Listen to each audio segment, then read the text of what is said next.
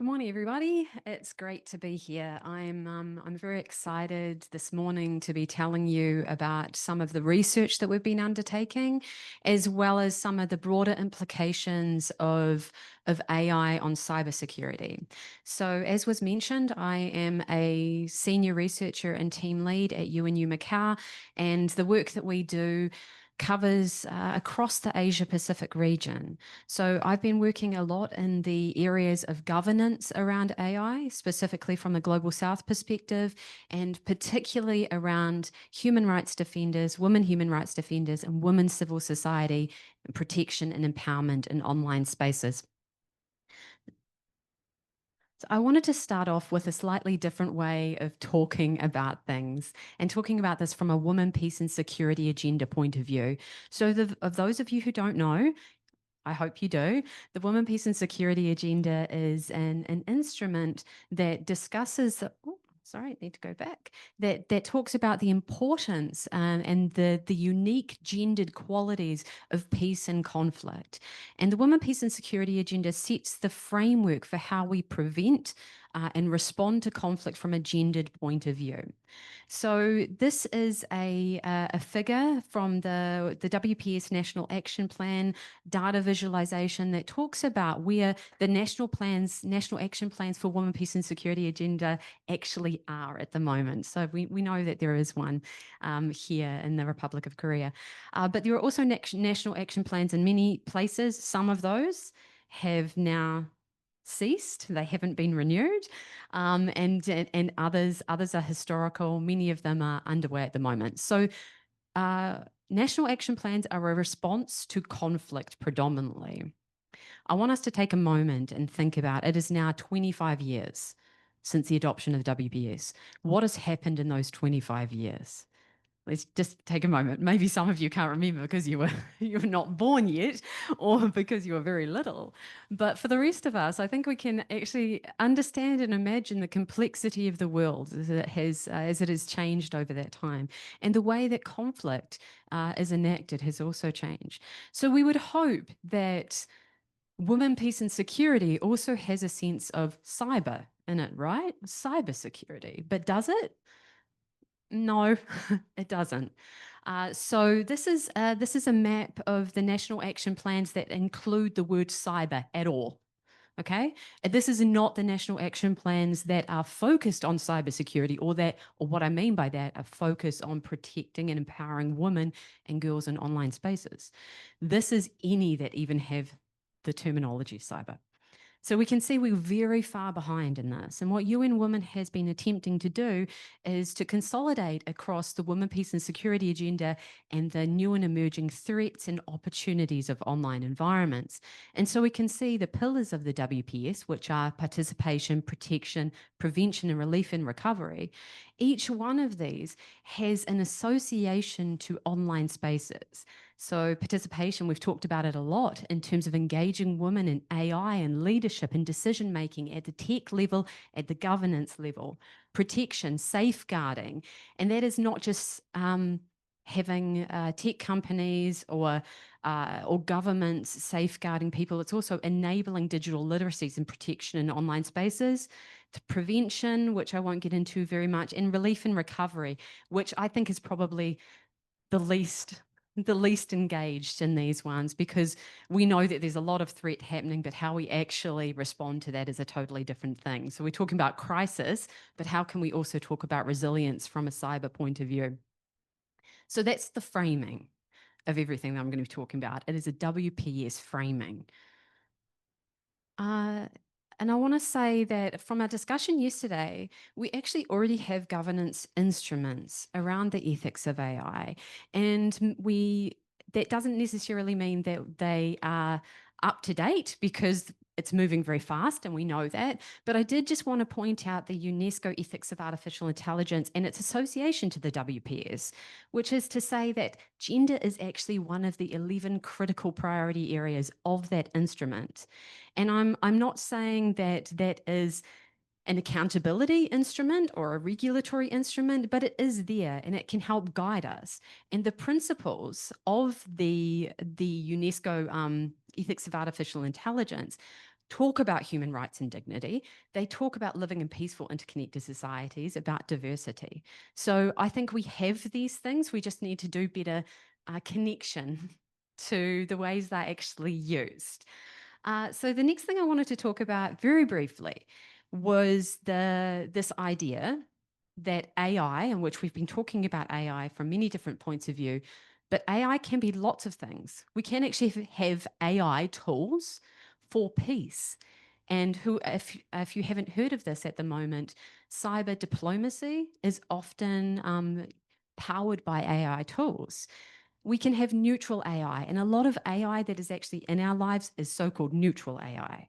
That is, if you're using ChatGPT or you're using a chat bot, if you're using an LLM, it's considered to be neutral. That doesn't mean it's actually neutral. And then there's AI for conflict, which is AI's tools and systems which actually promote and exacerbate conflict, like militarized approaches to AI.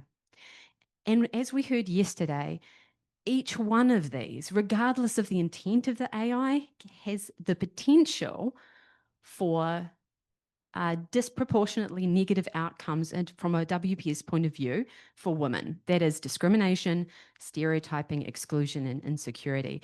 And if you're interested in this framework, there's a citation down the bottom, which I strongly encourage you to read, which is about artificial intelligence in the WPS in the Southeast Asian region, that gives some really wonderful case studies of both peace and conflict as related to AI.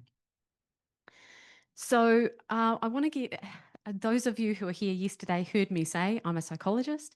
And actually, not only am I a psychologist, I'm a psychologist who has been working my entire career on intercultural communication and unconscious bias. And unconscious bias, or cognitive bias, human biases, is where we can start thinking about machine bias.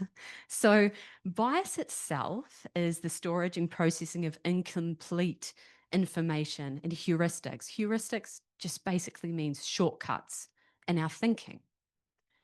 And that shapes our judgments. Bias, having a biased brain, is not only normal because it's your brain, it's actually the way our brain works to help us make sense of the world. So that is, cognitive bias is bad for us when our judgments are incorrect. So if we get good information about the world and then we process that effectively, then our judgments can be good. But they're often not, because we live in a world of incomplete information. And you are right now juggling a huge amount of sensory information that you're trying to make sense of, the way that I look, my accent, the things that I'm saying. And so we can't stop being biased, but what we can do is raise awareness of it and understanding of its negative impacts. So cognitive bias leads to what was discussed yesterday, structural bias or systemic bias, which is when the ways that we think about the world become institutionalized and stereotypical, and they play into structural norms, such that some people in some groups are marginalized, are more vulnerable consistently. So that is, they face more difficulties in education, across the criminal justice system, a whole variety of things. Machine bias. We've heard many people say it is a reflection of other biases. Yes, it certainly is. But what it is systematic errors that affect and favor certain outcomes over others. So we can see how these relate to one another when we think about bias in humans, bias in societies, and how that then is reflected in bias in machines or bias in data. And gender bias in AI equals gender bias in society. They go both ways, and they're reinforcing. This was said already about this wonderful study that was recently done by Berkeley Haas in 2021 that talked about the amount of bias in AI systems. So if we think about that as the amount of bias in AI systems, we can think that's probably an underrepresentation of the actual bias that's in our societies. So why and when is bias problematic? Because as I said already, bias is actually normative. It's problematic when it becomes stereotypical and when that becomes prejudicial and discriminatory. But it is algorithmic bias or AI bias is particularly problematic when the data is skewed or incomplete, when the models are inadequate, inaccurate, and they represent women with patriarchal or masculinized norms. That's when it's problematic. And there's a lack of input and validation, as we heard yesterday, and that normalization of this, it's invisible often. We're making it visible here. But when it's invisible and it becomes normalized or we skim over it, that is harmful. So it's harmful because of the sexualization and feminization of women within AI systems and because of violence and misogyny. And you'll see here, this is just a nice way of reflecting it. That is, it goes round and round. You train a biased model, you deploy a biased model, you collect biased data, and then it continues. So we need to disrupt that cycle because the bias itself creates harms, and those harms, as I've discussed right there. So I'm going to really quickly go over this because I know I'll talk for way too long and I don't want to do this to the wonderful organizers. But I did also want to take a positive view on this before I go into the negative, because I'm going to go into the negative. Synthetic data as a remedy for this. Okay, synthetic data it's not the opposite of deepfakes, by the way. Synthetic data is a way of enriching data sets through creation of AI-oriented information using a set of parameters around that information, specifically to address data gaps. So synthetic data is information that's created by computer simulations, and it reproduces structural and statistical properties, but then it fills the gaps where people are missing. So if there's not enough data on women of a particular set of social categories, then we may be able to use AI to fill some of the gaps. And statisticians have been doing this forever. We just have better ways of doing it now. The benefits of this is that we can reduce the reliance on real personal data, which can be sensitive, difficult, and burdensome. We can increase heterogeneity in data sets, especially from hard to reach people and these imbalances that we're constantly seeing. And we can reduce bias by overcoming scarcity. So I don't actually think there is a problem of data scarcity in the world. There's a problem of cooperation and collaboration, and we can get around some of those things. But there are also difficulties in this. That is, reliance on we have to rely on the quality of initial training data, and as was said, we can't really rely on that quality. So what that means is collecting the best initial data sets to begin with, or curating those data sets, and then the limitations of AI voice for the most marginalized. What I mean by that is we don't want to rely on the fact that just because you're missing in a data set, that then we can use AI to fill in for you. And then over time, that becomes less and less empowering for those who are already not included. So AI can be used to address some of these things, but it has to be used carefully. So thank you for saying that in the beginning. And I wanted to discuss, for me, which is a really important distinction in terms of synthetic media and what that means. So to give you some understandings of the difference between these two things. Synthetic data is like an input, it's the creation of data, and synthetic media is the output, it is what is created. Synthetic media is that AI generated or manipulated content, and that can include things like virtual humans and augmented reality, but it can also include deepfakes. Okay, so deepfakes is a portmanteau, if you may or may not know this already, between deep learning and fake content. And it was actually the name of a social media user who originally posted the original deepfake content. So every time we're saying deepfake, we're actually giving credit to this person who started a pornographic way of perpetuating manipulated AI information. So that makes me a little uncomfortable. It's a subset of synthetic media. Synthetic media is used everywhere. You see it constantly in your K-pop videos. You see it in movies. You see it everywhere. So synthetic media is a part of the entertainment industry. It's just the way that it's used. Deepfakes has a particular meaning to it. So the synthetic media has been called a euphemism for deepfakes, and synthetic data has been contrasted against the real or authentic. These are really important pieces of information to just hold in your mind. What does it mean to be real? What does it mean to be authentic within an online space?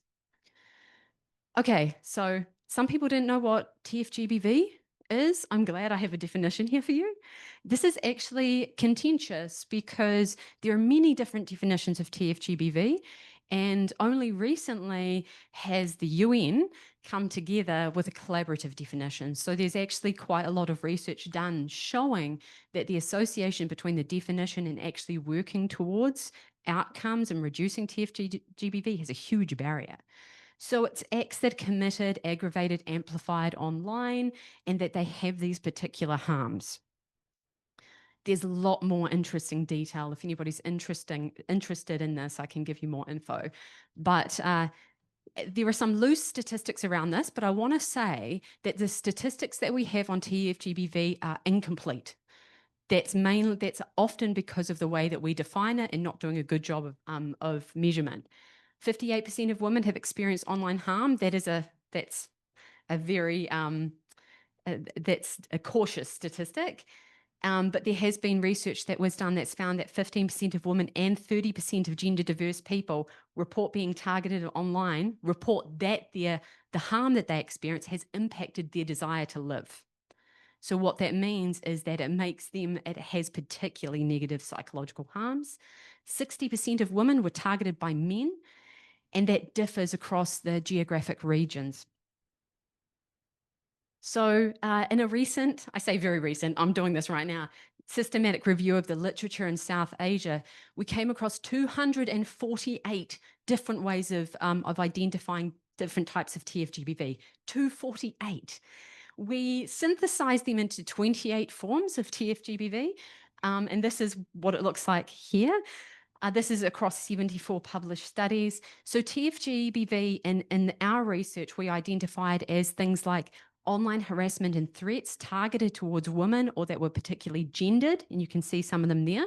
Some of them are not specifically gender, like that cyberbullying, like lots of people experience, and many boys experiences this as well, but this was gendered cyberbullying. Sexual harassment, exploitation and abuse, defamation, impersonation, misinformation, shaming and policing of women, and privacy violations and non-consensual use. And you can see the numbers.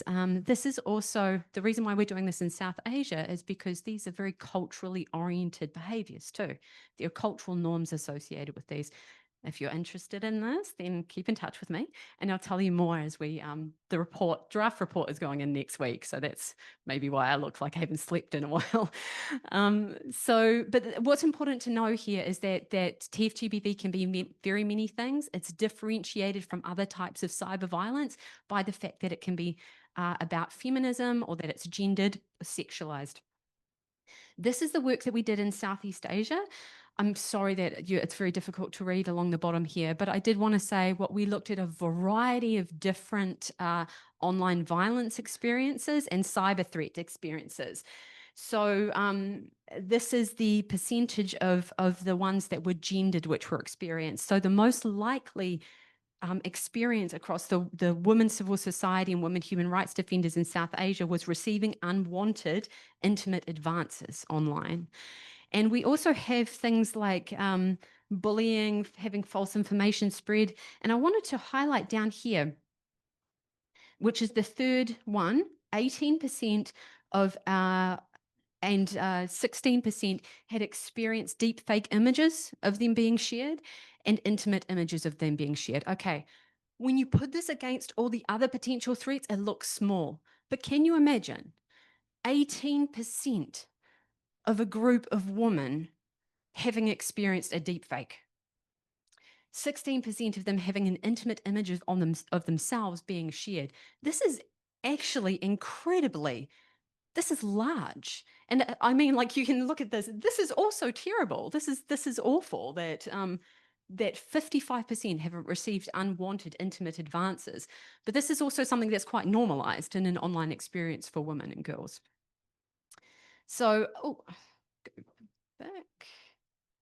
Oh, I'm not sure what's happening now. I'm missing some information on the slide. Basically, I'll tell you what this said. from memory, if I can, because I don't know where the text has gone.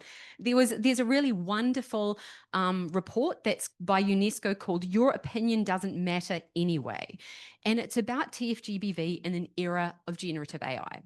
And basically, they say there are 5 specific and new ways in which AI is increasing the likelihood for TFGBV. And out of those 5 or 6, most of them are related to the generation of fake information and deepfakes. And then malware, which is also a potential vector for cyber threats. So all I wanted to say was that, and you can read the report because it's not my information, so it doesn't matter so much it's not there. But hopefully this one is there. Let's see. No, I think we're missing, having some issues with the information showing up. I don't know what's going on with that, but if we, it would be great. No, this is PC version. I've got my printout of my slides, so I'll just tell you what's on there and then you can look at it yourselves. Yeah, please Well, you scan can the see on the QR fan and materials. access to the materials. That's all right. I'll also tell you what's on there so that you can see it. And I'm not sure why that information didn't go through, but just give me one moment. This is why you print out your slides beforehand. Okay, so in terms of deepfakes and TFGBV, as I've said already, it stems from this this name, which is an association with pornography. And it's been said many times that like deepfakes, the majority of deepfakes are actually pornographic. It's estimated that between 2022 and 2023, there was a 400% increase in deepfake sexual content.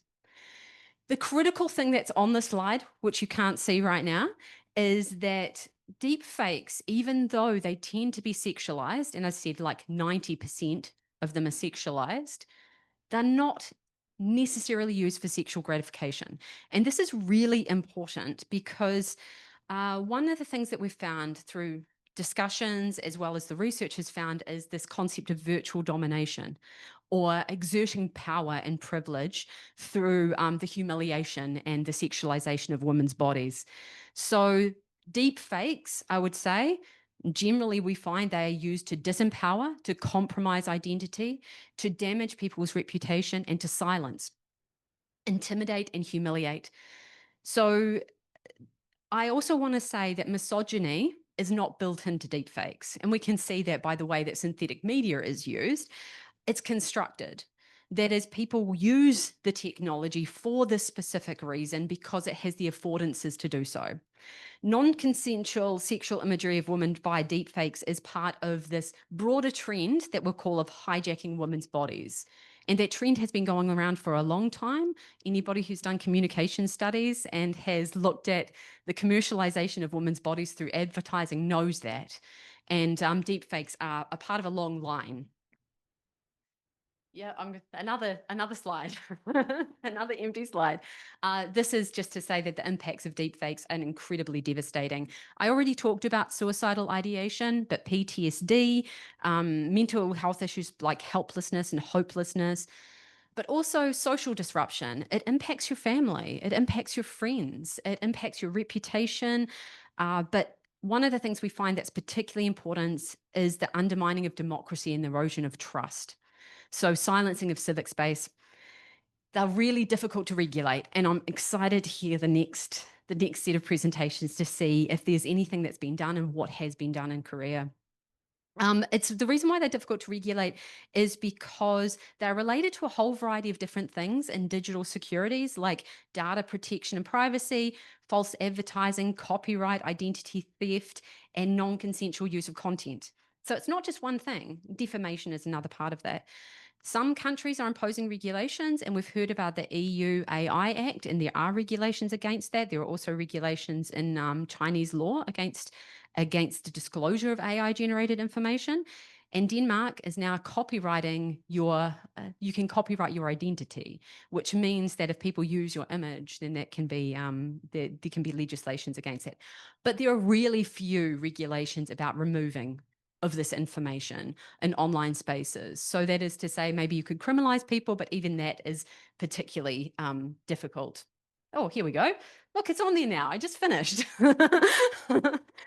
That's everything I said in a slightly different way. Who is targeted? I need to run through this. I know that I don't have a huge amount more time, but I've talked already about AI and deepfakes. This is more generally who is targeted by TFGBV. Women who are experiencing intimate partner violence tend to be more likely to be targeted because of the control and coercion and the potential for AI to have covert surveillance, to use Internet of Things technology within the home in particular to record, but also, and very importantly, for the work that I've been doing, women in the public eye are consistently targeted. So especially journalists, activists, women in politics, and those who highlight feminist agendas. So this researches were done with 13 politicians, found that over 336,000 individual pieces of gendered and sexualized abuse posted by over 190,000 users. As this is of 13 politicians. That's how much they were experiencing. A study of journalists found that 73% experience online violence, and there's strong evidence to suggest that violence stops women from engaging in online spaces, and when they directly experience themselves or see other people experience it, they're much less likely to engage in the conversation. Okay, I also wanted to highlight some critical case studies. You look at this and you say like, okay, deep fakes and women politicians, these are all from the year 2024, within the year, okay? And across the world. Pakistani politician targeted by pornographic deepfake and was quoted by saying, "I was shattered." 400 digitally altered pictures of more than 30 high-profile UK politicians using the Nudify apps. If you don't know those apps, they're incredibly dangerous apps that use an image to create a naked, the naked representation of a woman. None of this is about sexual pleasure. It's all about power and control, was noted. Italian Prime Minister Giorgia Meloni, a pornographic deepfake posted to a porn website. She bought this to talk about how she wanted to send a message that she didn't want to be afraid of this anymore, and to the fact that it's okay to press charges. And even though she said she experienced shame in this, that she wanted to bring it to the attention of others. And finally, more than 35,000 pieces of digitally altered non-consensual intimate imagery of 26 members of Congress in the US. And from my home country, a very recent piece of this is the MP Laura McClure holding up a picture of herself that has been digitally altered within the New Zealand Parliament. And what she said about this is that it's particularly important because what she found in New Zealand recently, there was a 13-year-old who died by suicide on school grounds because she was deepfaked. She was 13. And she thought this is particularly important to bring to the notice of everybody in New Zealand. I will read out the quote at the bottom very quickly before I move on. While acts of violence against women in politics are directed at individual women, they have an intent beyond their specific target to frighten other women who are already politically active, to deter women who might consider engaging in politics, and to communicate to society that women should not participate in public life in any capacity. So I want to say that I'm going to finish in 2 minutes. I want to say that one of the ways that we think about not just AI, but about all these cyber threats that I've discussed here is about regulating against them. And we've talked a lot about regulation, and we think government and tech companies are critical here. But we also know that regulation, especially digital technology regulation, sometimes has the opposite effect. So I don't mean to throw a spanner in the works, but there has been increasing research to show that cyber security legislation can be used for control and surveillance, and sometimes is used against women and civil society. So that is through the monitoring, personal data collection and retention, prohibitions on VPNs, censorship, and internet shutdowns. So the reason why I bring that up is because Just like I said at the beginning, the national action plans often don't have cyber in them. The cyber security plans often don't have gender in them. And so they don't talk to one another, and we actually need to bring them together much more clearly. So the APC, the Association for Progressive Communications, I really agree with this, said that cybersecurity is inexorably linked to human security, which is a fundamental human right. Cybersecurity and human rights are both complementary, mutually reinforcing, and interdependent. Both need to be pursued together to effectively promote freedom and security. So all of the work that I've been doing is about shifting the narrative to cyberspace as a context that's promotive and empowering, focused on well-being, and that we protect digital devices and spaces. We create less violence, less cultures of violence in those spaces, because that is fundamental to human security, not just because it's fundamental to women, because it's fundamental to everybody. So I'm getting to the end here. Civic, cyberspace, and AI. There are more opportunities for empowerment of women than ever before because of online environments. That is also why we talk about universal connectivity. We want everybody to have the affordances of an online context. For economic opportunities, for social opportunities, and the other part of the research that we've found is that AI tools are really helpful to civil society. They're really useful in under-resourced contexts. And the reason is because they can use to fulfill HR gaps. They can use to streamline workflows, but they're also used specifically as an outreach tool. So social media was found to be the most important tool that civil society organizations used in Southeast Asia for both outreach as well as for connecting to their community publicly as well as privately. And digital tools themselves can support organizational efficiency, but access to those tools does not equal civic space. It's not the same thing. So TFGBV and cyber threats, they result in withdrawal and lack of participation. And even in this space, what we found is that withdrawal and silencing was one of the most likely outcomes to happen with an experience of a very harmful cyber threat. Also, the digital divide hasn't really been discussed so much here. But the digital divide is not just a divide in women's lack of access to digital technologies. Massimo Ragnita, who's a really wonderful researcher, came up with this concept of the 3 levels of the digital divide. And he talked about access as the first level. Once we all have universal access, doesn't mean the divide is gone. Because after that, the second layer is skills. Do we have the skills to use the technologies in the same way? And AI literacy or illiteracy is growing. The gap in that is growing, and we see that happening. But the third one is, even if we develop the skills, do we have the same outcomes of using the technology? And as long as women face disproportionately more violence in online spaces, as long as there is still TFGBV, we do not have the same outcomes, even if we have equal access, even if we have equal skills. So those things need to be thought about together.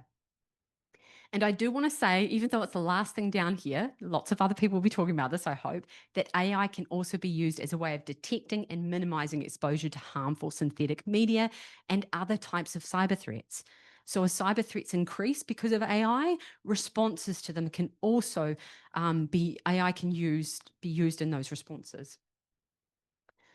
I always leave, this is getting to my last slide, but basically I spend a lot of time thinking about what gender sensitive and human centered look like together, and working with tech companies as well as policymakers. And this is my thoughts on this, by the way. I think that if we put human factors and outcomes at the individual and collective levels in the center, then we can think about human centeredness around that, having human-centered design, having human values-oriented technologies, having human rights protecting and promoting that they all meet that, but also that the technologies represent humanity in its diversity. So I really just want to say that designed and developed thoughtfully, AI can reduce the gender digital divide, and it is the way the world is going, but we do need to keep that at the center, human beings at the center, not tech at the center. And this is it. It does. It does all these good things. I'm leaving you on the good side, which is why would we do this? What does it look like? We know there's research backing this, that it makes gender sensitive, human centric AI makes solutions more accurate. It produces greater innovation. It makes the world more peaceful and safe. It's inherently humanistic. It's socially and economically beneficial.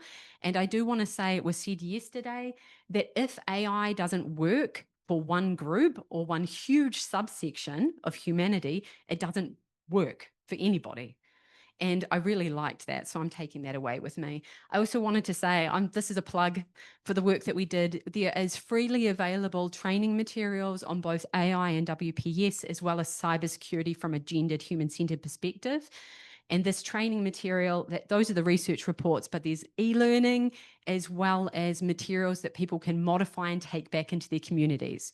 So this is what the whole point of this work is, that we empower people by handing it over to them to be able to use in the way that works. Thank you so much. Thank you, Jamie, for this overview and bringing in WPS and cybersecurity angle to this discussion. So our next speaker is Mr. Adam Groves, the Social Impact Lead at Nominate UK. Adam could not join us today, but he has shared a pre-recorded presentation to us. So let's take a moment to watch it now. Hello, thanks so much for having me today, and I'm really sorry I can't be there in person. This is recorded because I'm currently on annual leave. This presentation on South Korea's deepfake crisis will look at a major challenge that's emerged with the advent of AI, and it will also hopefully showcase a small benefit of AI because I've used it to translate my slides. But that said, if there are any mistranslations, please accept my apologies in advance because it's obviously not as reliable as a real interpreter.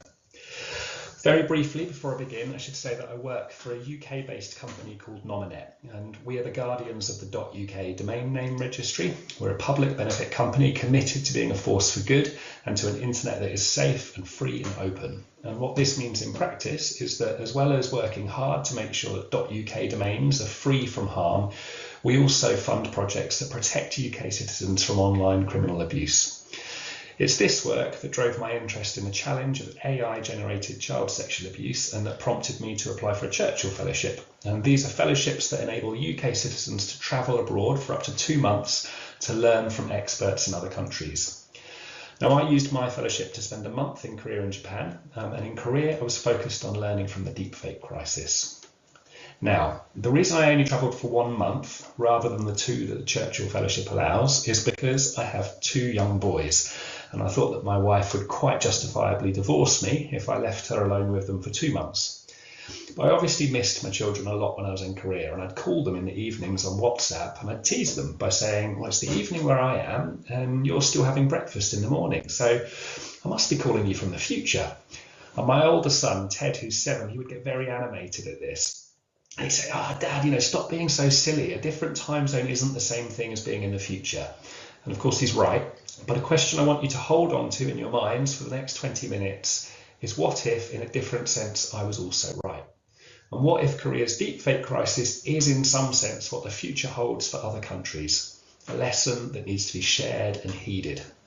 And at this point, I should confess that's not a real photo of my children. It was AI generated because I don't share public photos of my kids for reasons that will become obvious if they're not already. Let's start by looking at a quick timeline of what happened during the first weeks of Korea's deepfake crisis. There's obviously previous incidents that have featured deepfake sexual images, but for the purposes of this presentation, I think we can start the timeline with an incident in May 2024. A team of investigative journalists had infiltrated a Telegram group where just over 100 users were sharing and viewing deepfake sexual imagery of students from Seoul National University. And over the course of about 3 years, more than 2,000 deepfake images had been posted to the group. And that May, 2 of the ringleaders were identified and arrested in an offline sting operation, and they were found to be former students. And this case obviously made national headlines, but it wasn't seen as part of a wider phenomenon until 3 months later, when another student, this time at her university, received a social media message saying that deepfake images of them were circulating on a Telegram group. They went into that Telegram group, and what they found was that it contained more than 1,200 members and it had been live since 2020. And the group's members were sharing the names and the personal details of students from the university, and they were voting on which ones should be deepfaked, with the images being posted back into the group. Now, this obviously marked a step change in terms of scale, but it was about to get much bigger still. 3 days later again, on August the 22nd, a news report uncovered further groups in Telegram dedicated to the creation of deepfake sexual abuse imagery. These included one group with 1,300 members where the conversations had been organised to allow for the systematic targeting across 70 universities of students. And then that same day, another group with more than 2,300 members was discovered, again organised systematically, except this time with lists of middle and high school students and high schools that were being targeted. And then yet another group was discovered with 3,700 members, and this was described as a link sharing room, and it pointed to countless more groups, some of them public, many of them private, where more schools and universities were being targeted. And then at the end of the day, on August the 22nd, the scale of the crisis was underscored by the discovery of a channel which contained a Korean language deepfake bot for creating these sexual images. And it had 227,000 subscribers. So this is on Thursday, week 1 of the crisis. But the Monday morning, the Korean Teachers Union had announced that more than 200 schools had been identified as being systematically targeted on Telegram, and they called for the government to declare a national disaster. Now, many female students were responding to the news by removing their images from social media, but the crisis had already spread beyond education institutions.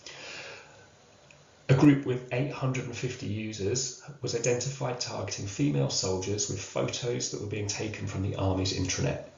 The Korean military responded by removing all headshots from its intranet. And then the following day, a 14-year-old middle school student published a map of affected schools and universities, which rapidly went viral.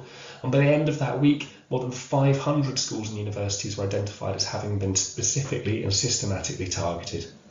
One Telegram group dedicated to creating deepfakes of children in a single middle school, meaning children roughly 12 to 14, 15 years of age, had more than 2,000 members. A few days later, the government were forced to respond to the rising sense of crisis. They convened an interministerial meeting on the issue. The government announced it would push for tougher laws, which were enacted a month later, and these criminalised the possession and viewing of sexually explicit deepfakes and increased the existing sentences for creation and sharing of them to 7 years. And during this period, the Korean regulator, the KCSC, also established contact with Telegram, enabling it to begin making deletion requests, and I'm told Telegram has been responsive since this relationship was established. I'm going to leave the timeline there as I think it gives a sense of how quickly the crisis had escalated. And I want to move on to look at the mechanics of what exactly happened in these Telegram rooms. Now, to do this, we need to understand some basic features of Telegram. For those of you not familiar with it, Telegram is an end-to-end encrypted and anonymous messenger app, and within it you can create a couple of different kinds of room. The first of these is a group. These can be public or private, and in simple terms, they're similar to WhatsApp groups in that they allow for interactive conversation between the members. Whereas a WhatsApp group can only have about 1,000 members, however, a Telegram group can contain up to 200,000. Now, obviously, this could make the conversation a little unwieldy. So to overcome this, the chat can be organised by topics. Now, depending on your settings, you can either have each topic appear as a subgroup, or you can use them as tags in the main group. The second type of room is a channel. Channels primarily allow for the channel admins to broadcast out messages to subscribers, although the admin can allow some interactivity if they choose. And channels can have an unlimited number of subscribers. Now, crucial to this story is that admins can also add bots to their channels, and there are all sorts of different bots allowing you to do everything from downloading videos to tracking your expenses. So how were these different types of room used in the deepfake crisis then? Well, central to the crisis were so-called overlap rooms or mutual acquaintance rooms. These are Telegram groups used by perpetrators to identify mutual acquaintances shared with other perpetrators.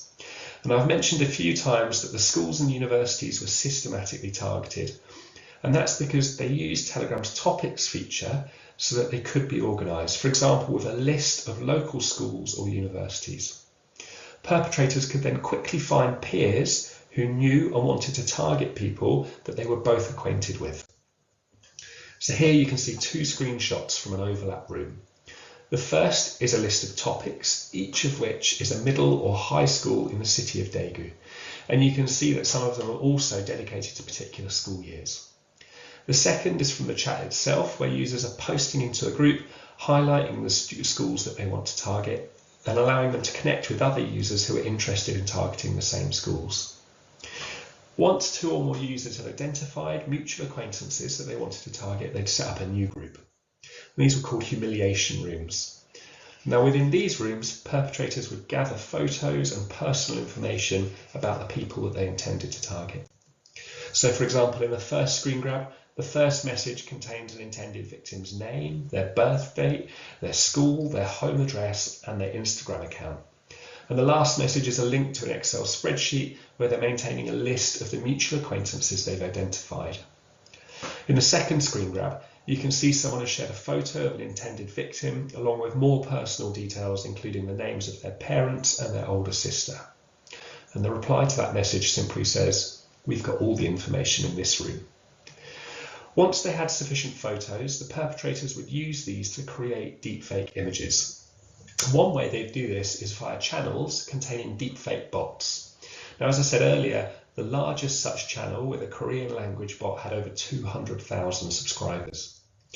The first screen grab here is from that channel, and the text says, "I'm a magic photo bot. The woman in the picture, well, try it and you'll see.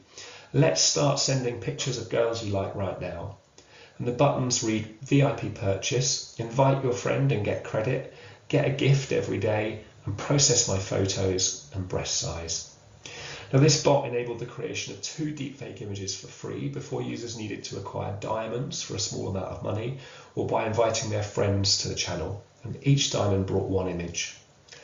The second screen grab shows a bot that's just created an image, which is presented alongside the text saying stripped down. And it's then notifying the user that they'll need to buy more credit or refer some of their friends in order to create more images. The final type of room, which I think it's worth briefly mentioning, are link sharing rooms. And these are essentially used as a directory to help people find illegal content on Telegram. They might be channels or groups. Sometimes they simply listed links to different rooms and bots. Or as in the screen grabs above, sometimes they allowed discussion between participants to identify them. Now, some of the link sharing rooms were dedicated to deepfake content, whilst others included a wider range of content that is illegal in South Korea, including pornography, child sexual abuse and gambling sites. What do we know about the victims and the perpetrators of the deepfake crisis then? We've established that the crisis played out in schools and universities, so it's no surprise that teenagers were among the most victimised groups. Analysis of victim support services data suggests that teenagers and young people in their 20s accounted for 92% of cases last year, with a roughly even split between those 2 cohorts. The majority of victims were girls and young women. Data from major victim support services puts that figure at 96%. 80% of arrested perpetrators are also teenagers. So who was it in these Telegram rooms making these images? Well, for the most part, it was other students, and more specifically, it was boys. It wasn't only older boys either. 15% of arrested perpetrators are middle school students, meaning that many of them are aged 14 or under. But it's worth saying that the impact of the crisis reverberated beyond young people. At the height of the crisis, polling from the Korean Teachers Union showed that 93% of teachers also feared being targeted, and that fear wasn't unjustified. But what was the true scale of the crisis? Well, the truth is it's really hard to quantify it. On the one hand, we know that over 2,000 images were created in just one humiliation room that had only 100 or so users. And we know that more than 500 schools and universities were systematically targeted. And we know that some humiliation rooms were very large, containing over 2,000 members, targeting just individual schools. And we know that the largest deepfake bot that's been discovered contained over 200,000 subscribers. So even if the crisis were contained to this one bot, which it wasn't, and even if those users only created their 2 free images, we'd be looking at hundreds of thousands of images. And I think that would be an extremely conservative estimate. In this screen grab from a humiliation room, the conversation says, "I've abused hundreds of women so far. I'm not sleeping, lol, and I've plenty of stamina left."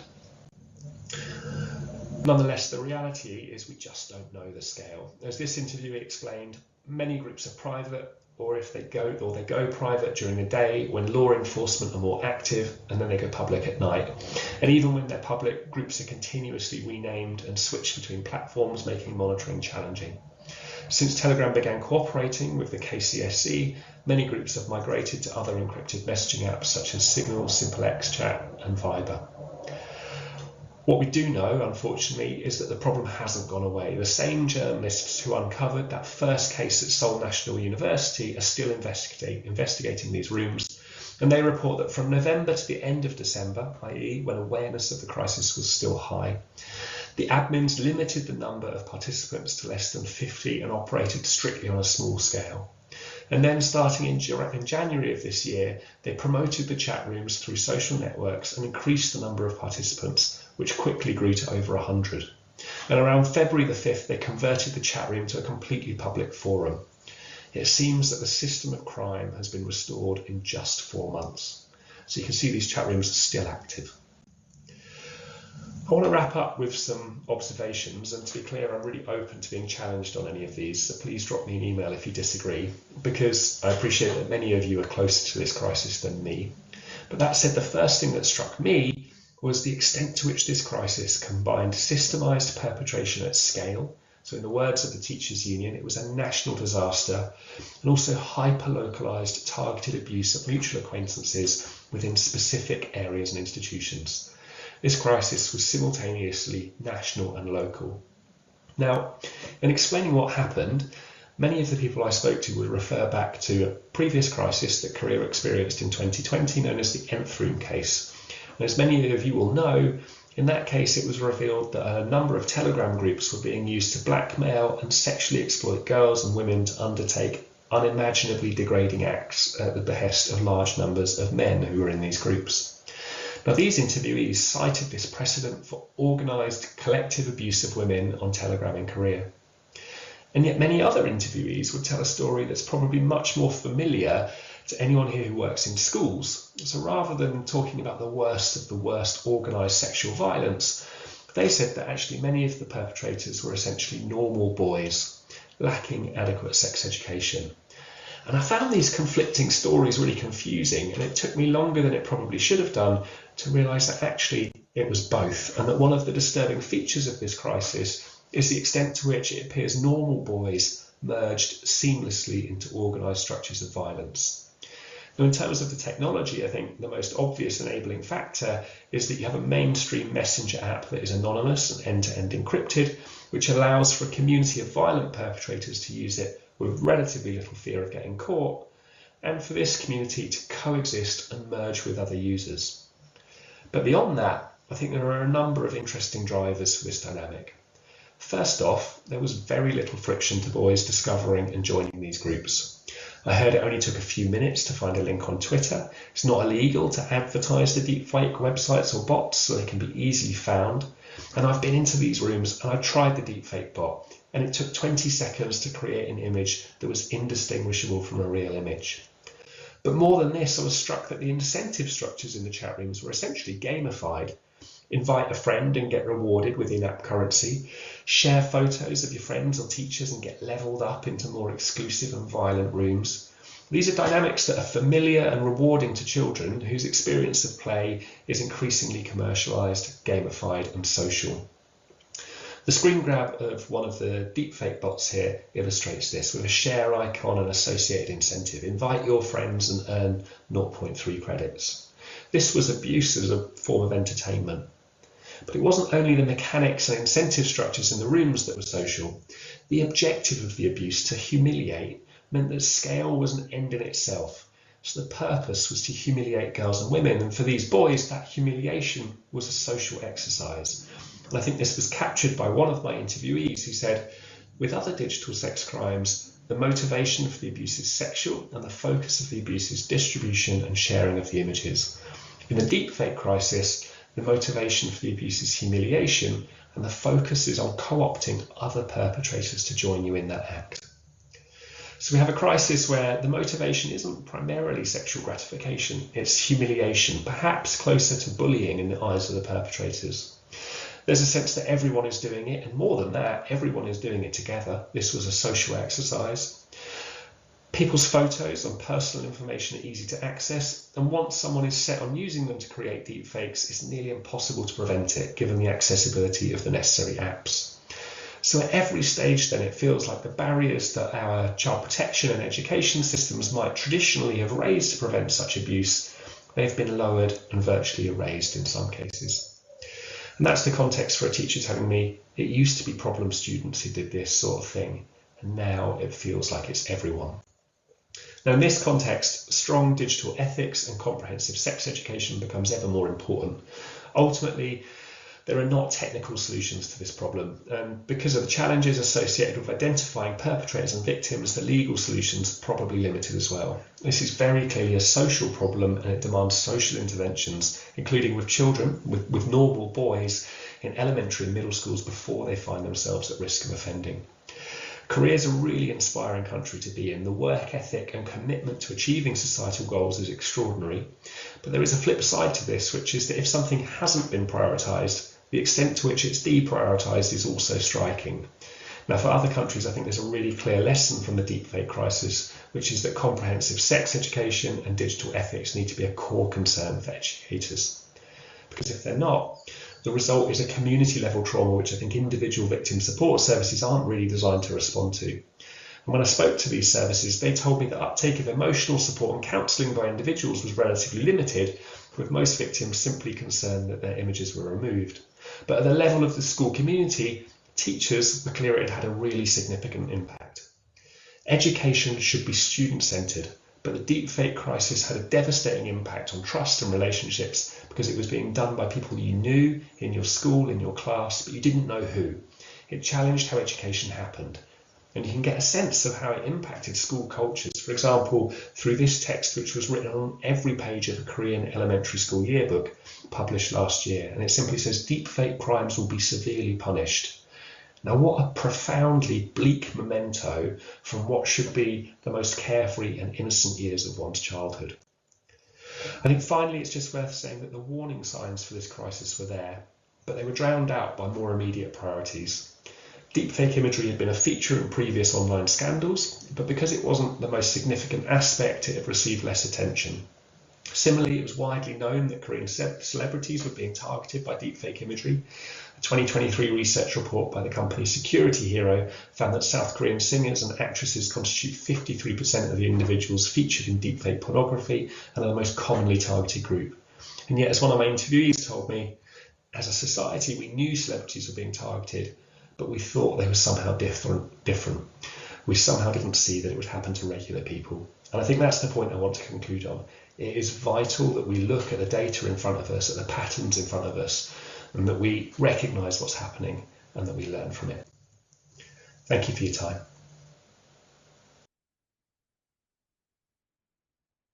Thank you so much, Adam. This is heavy and shocking in a sense, right? So if you have any questions, we're lucky to have Sarah Mita here. She was part of the research team that Adam conducted, and at the end of the session, we'll have Q&A session, and if you have any questions, you'll be able to answer them.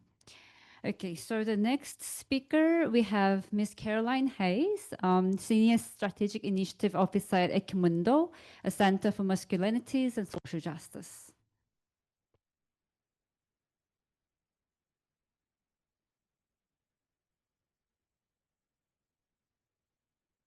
Ooh, okay. How's everyone doing?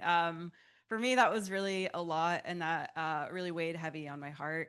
I have plans to go do some retail therapy at Olive Young after this, just to make myself feel better. But my name is Caroline Hayes. I work at an organization called Equimundo, Center for Masculinities and Social Justice. We're based out of Washington, D.C., and we research what men and boys have to do with gender equality and bringing them towards gender justice, because they're as just much a part of this fight as women. And I know we're at a UN Women event, but we do a lot of work on figuring out what works well to bring men and boys into conversations like this.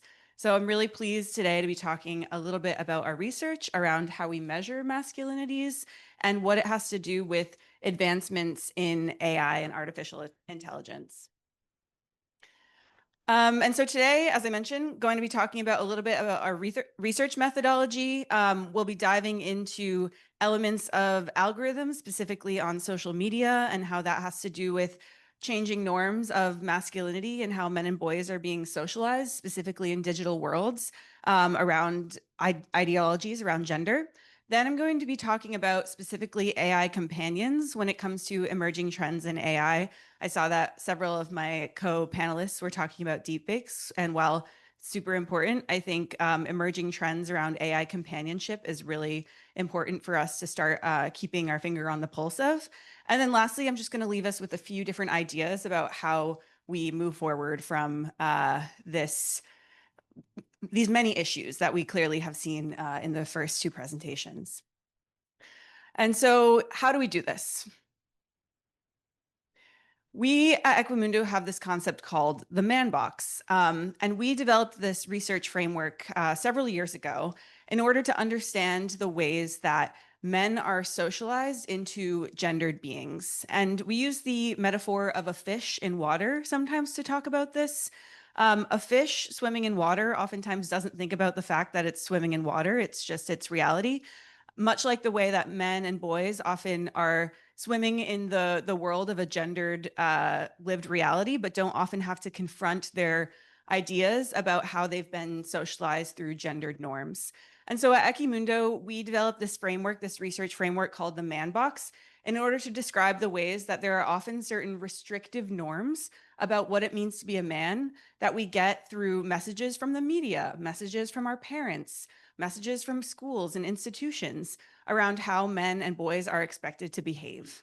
And now not all men and boys actually are part and parcel to this man box. They often step outside of it.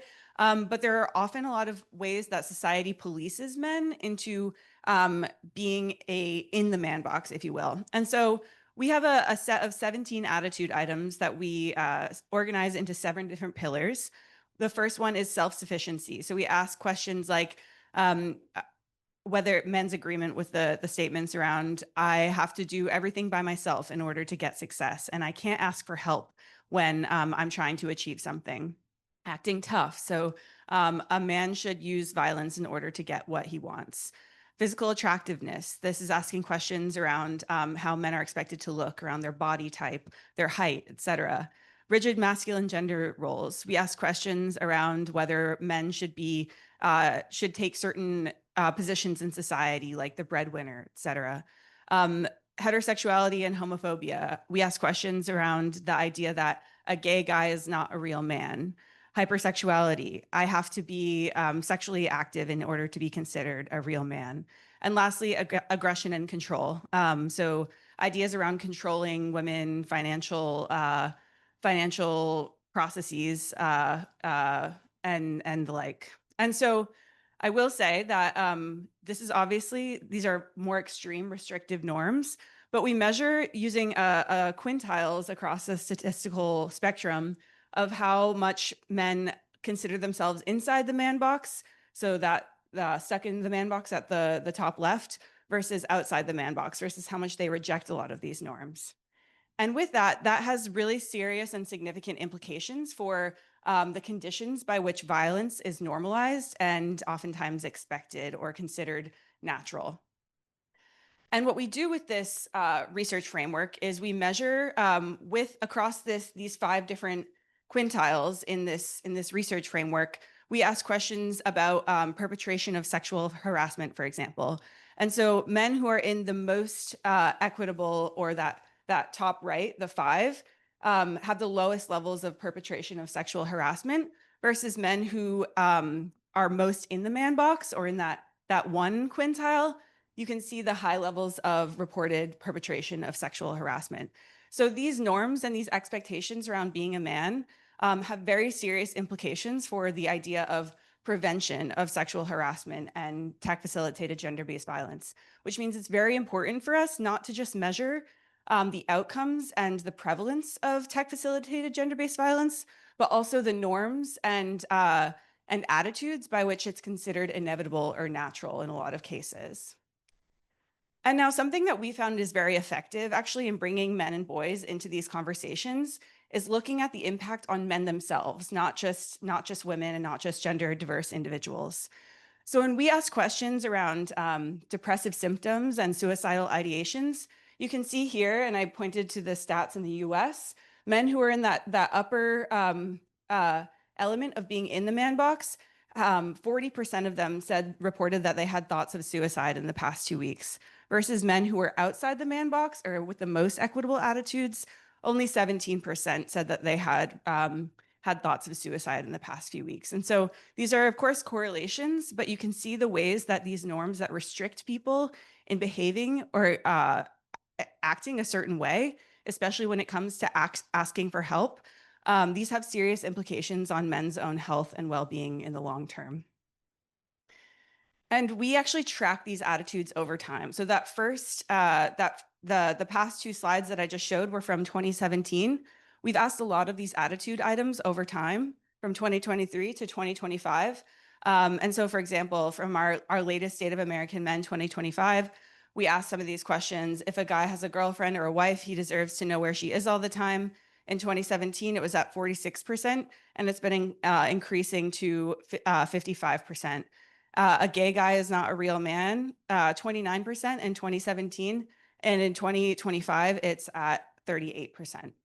And so a lot of times, and for the past few years, many people thought that Gen Z was sort of the most progressive generation, that they had the most liberal ideas around gender and gender fluidity. But what we found when we did State of American Men in 2023, we asked questions around men's mental health, their sense of connection, and some of these man box attitude items.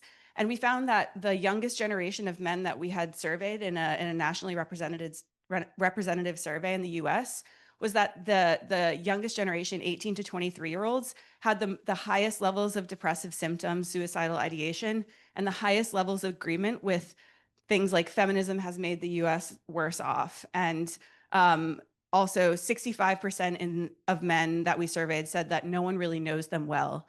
And lastly, we also found that the youngest generation of men were more likely to say that their online lives were more engaging or more rewarding than their offline lives. So we were like, what is happening right now? The popular narrative was largely that Gen Z was going to be the most gender equal and sort of busting out of these gender boxes that society had placed them on. And we were seeing a clear regression from that norm and decided to do a little bit more digging. And this is where I want to start talking about algorithmic extremification of certain norms around gender. So actually, I think I'm missing one slide, but so before I get into this, last year, we did a deep dive into 6 of the most mainstream platforms that many men and boys were using in the US. So TikTok, Reddit, Twitch, Discord, fantasy football leagues, and YouTube. And we decided to look at mainstream platforms because so much of the research that had been done about TFGBV and sort of the manosphere was in these more kind of dark web platforms like 4chan or incels.is, sort of these fringe spaces. But what we found when we did massive data analysis of millions of lines of chat and YouTube video transcripts, analyzing, looking for expectations and narratives around masculinity, was that a lot of these sort of this imagery, this lexicon, and these norms set around masculinity were very reflective of a lot of sort of the more fringe or dark web conversations around masculinity and what it meant to be a man. And so you can see a selection of some of the content that came up in our analysis. We have a video on YouTube with millions of views talking about how feminism is wrecking women. Videos about how to fulfill the natural male provider role, how introverts can pick up girls. We have here my friend, not really my friend, the Liver King, who's sort of this influencer who eats a lot of raw meat and is on a lot of steroids, talking about how to make money and how to get jacked as a man and what you're supposed to do when you feel like you're not wealthy or strong enough. We have a man here talking about why you should never get back with your ex, talking about how women are naturally going to be just trying to exploit you out of money. And then here we have a full masculinity guide, Becoming a Man in an hour and 18 minutes that you can watch and learn how to do that. And so all of this content really boiled down to a few different questions that we found a lot of young men were looking for information about. The first was fitness, how to get jacked, romance and dating, how to find a girlfriend, finance and wealth, how do I make money, and motivation and self-improvement. So how to feel better. I'm not feeling very good. What are some tips and tricks to making myself feel better? I want to start by just saying these are pretty innocuous questions that we found we did a lot of interviews with young men as well, some qualitative, and a lot of these questions are pretty harmless. They're pretty human, right? Like just asking normal questions around dating advice and some workout advice. But what we were finding was there was a lot of blended content with videos and topics that were really interesting and fulfilling the needs of young men, like workout advice and whatnot, blended with really harmful norms around how women and LGBTQ people had sort of ruined your ability to become strong or become in the dominant provider role. And so we were finding this really harmful mix of content that was really working for men and also content that was actually really deeply concerning when it comes to sort of those man box attitudes. And what we realized was a lot of the content that was reaching young men when they were asking these questions or trying to find this information was through a playbook that a lot of what we call the manosphere is using in order to reach and amplify their content for young men. So the first step is sort of finding men in crisis, the men in crisis audience, men who feel rejected or somehow feel like the world isn't working for them.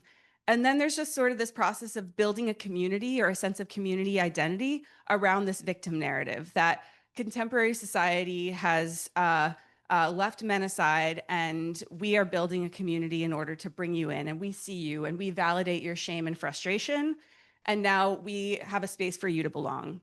And then there's the process of accelerated indoctrination through in-person events, through courses that you can sign up for. And specifically in the monetizing and expand process, there's like Andrew Tate has his Hustlers University course, for example, where you can pay a bunch of money to learn how to be an alpha male. And then ultimately, we've seen the way that a lot of these communities and digital spaces that really target young men are exerting political influence, as we have just heard about in the most recent presentation. And so what I really want to emphasize is that young men and boys, their difficulty coping with loss and rejection and the socialized way that they're disincentivized from asking for help is really driving a deeper funneling into some of these spaces online that are not just these sort of fringe dark web spaces, but becoming more mainstream and normalized in the most popular apps and platforms that we have. So a few of the ways that this works really well, a lot of this content is emotional. It leverages insecurities, constructing a compelling story that frames contemporary social changes as a direct threat to the status and identity of a lot of young men. It's aspirational. It offers tools for success. So if you follow certain rules, norms, and visual cues, men can understand what's expected of them according to what we call red pill ideology. And the red pill ideology comes from the 1999 film The Matrix, whereby if you take the red pill, you will be awoken to a previously hidden myth that society has tried to push down. And in the case of the manosphere, the red pill is taking the red pill means awakening yourself to the idea that women and feminism has totally taken over society, and you as a man are the disadvantaged class. And it creates shared motivation structures that holds you accountable. This is some of my screenshots from me being in the Discord on looks maxing. Looks maxing is a term largely stemming from incel forums, but has been totally normalized at this point to describe just like leveling up your looks and your aesthetics. And while that's not necessarily a bad thing, there's places in this Discord, for example, where they have MOG battles or men of the group battles where men rate each other based on how much they're conforming to this idealized version of a man, which they would call a Chad. And so I bring all this to our attention just to show the ways that a lot of the profit models that are working to push a lot of this content are actually designed so that the more extreme or more sensationalized ideas around gender are the ones that are getting more user engagement or more hits on a lot of these platforms. Therefore, the content creators, like the ones we just saw, are incentivized to make more content and use this playbook in order to bring a wider audience, which makes them more money, but also offers the platform more money as well. So it's sort of this mutually reinforcing process that we see. So now I'm just going to talk about some other emerging trends in AI, in addition that really target men and boys and leverage insecurities around masculinity in order to drive profit, much like the way that a lot of the processes I was just talking about do. This is sort of a standard user interface for an AI companion app. 1 in 3 men have used an AI companion romantically. And these are really interesting because it's sort of it's a profit-driven model that leverages the desire for relationships and for connection in ways that don't actually actively look out for the well-being of men and boys and the well-being of us all. And so I'll just point out a few of the different ways this works. You can choose, you go on these apps and you choose the different type of body type, breast size that you want, and you can choose the type of personality you would want your AI companion to have, whether it's a temptress, a jester, a submissive. It offers endless options for how you want to personally go in and construct this idealized figure that you want to date. And so this is one example of one of the platforms that we've been looking into. It's called Candy.ai. It has an 80% male user base, and you can either choose your own AI girlfriend or you can make your own. So you can construct or customize this AI girlfriend. And I'll note that, when you go onto this website, it has an 18 plus age verification system. But if you can see when you first enter it, it only offers you the option to say you are over 18 and to continue. It doesn't actually offer the option to exit if you're not 18. So you can see the way that age verification is sort of a joke when you enter into a site like this. And I'll say that a lot of the ways that this works is financially exploitative of a lot of the desire for connection and loneliness that a lot of young men are feeling.